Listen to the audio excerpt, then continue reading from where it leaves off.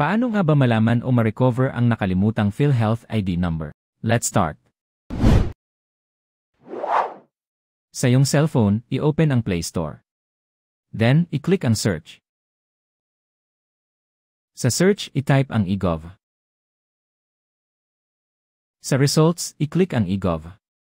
Then, click Install. Hintayin lang na matapos ang pag-download at install. When done, i-click ang Open.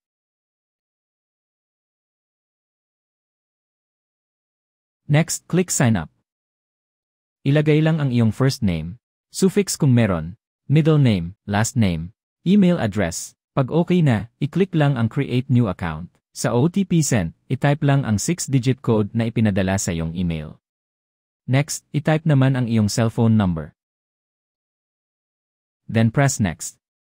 I-type din ang OTP na ipinadala sa iyong cellphone number. Sunod, i-type naman ang gusto mong MPIN. Huwag mo itong kakalimutan. Then, i-click ang Next.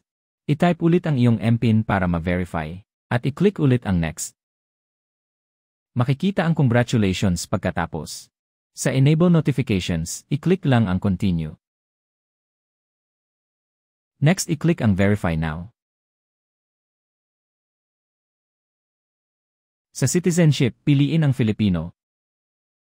Then, i-type na ang first name, middle name, last name, at ilagay din ang iyong birthday. Ilagay din ang iyong kasarian, then press Next to proceed. Sa current address, ilagay lang ang iyong kasalukuyang tirahan o address. Pag okay na, i-click na ang Next.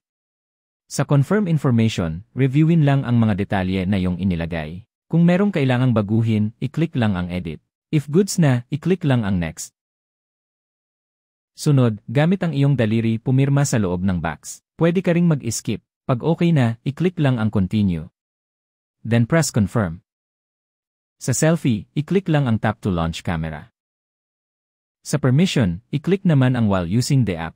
Sundin lang ang instructions na makikita sa iyong pagsi-selfie.